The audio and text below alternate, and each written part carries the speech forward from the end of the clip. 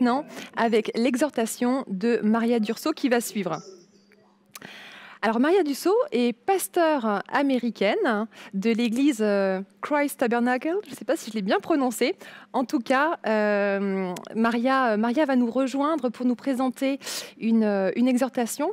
Alors, Maria n'a pas toujours été chrétienne. Si vous l'avez rencontrée en 2019 à Clermont-Ferrand, vous avez déjà entendu son témoignage qui est vraiment très puissant. Et Maria est vraiment la preuve vivante que si quelqu'un est en Christ, il est une nouvelle créature. Maria vient d'un foyer qui a été dévasté par la douleur et l'abus. Elle a grandi en pensant qu'elle pouvait masquer sa souffrance par les drogues. Son style de vie aurait pu la laisser complètement désespérée et seule.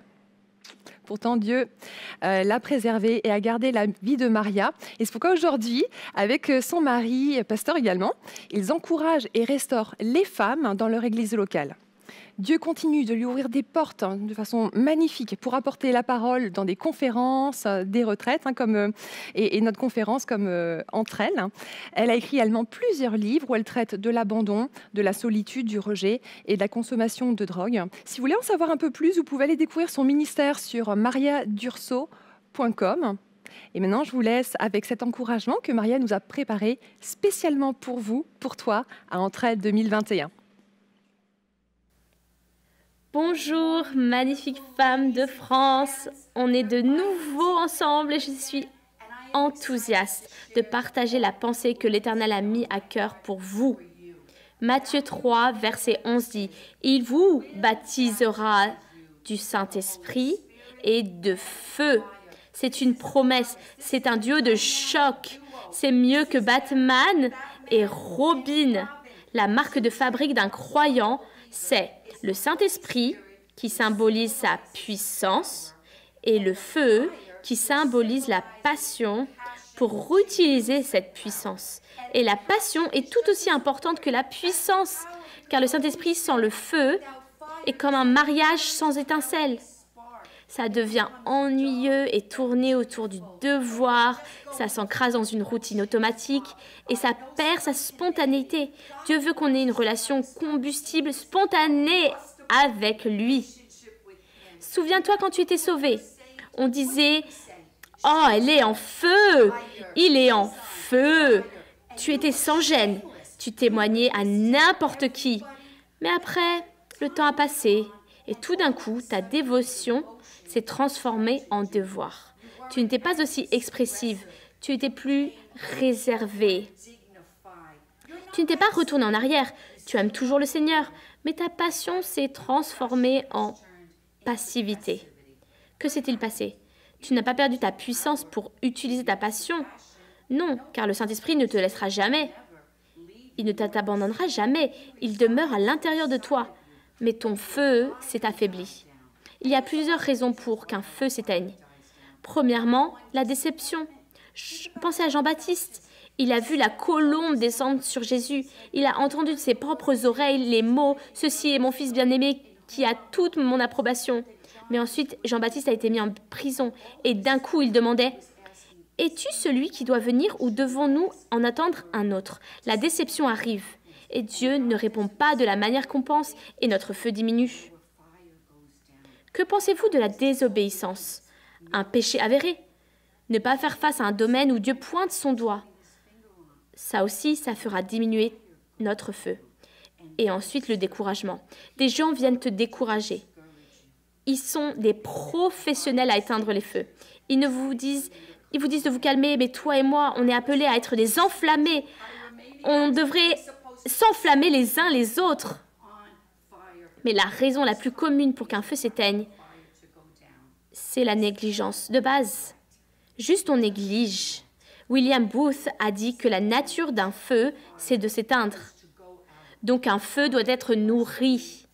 La flamme doit être attisée. On est les gardiens de la flamme.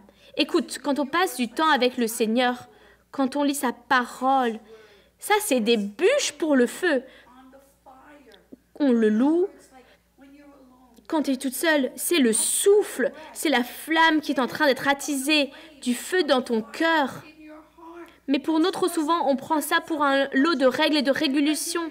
règlement. Personne ne nous a dit non, il faut entretenir le feu ou il va s'éteindre. Tu vois, Dieu a commencé le feu dans ton cœur. Mais c'est notre boulot de continuer à le faire brûler. Pourquoi est-ce que Dieu utilise le symbole du feu? Parce que le feu illumine, il éclaire le chemin, il expose des pièges dissimulés. La vision est transmise dans le feu. Le feu nous aveugle aux imperfections des autres. On finit par voir leurs besoins. Le feu brûle un cœur critique. Le feu assouplit un cœur endurci. Le feu, il fait fondre les surfaces endurcies. Il faut être en feu.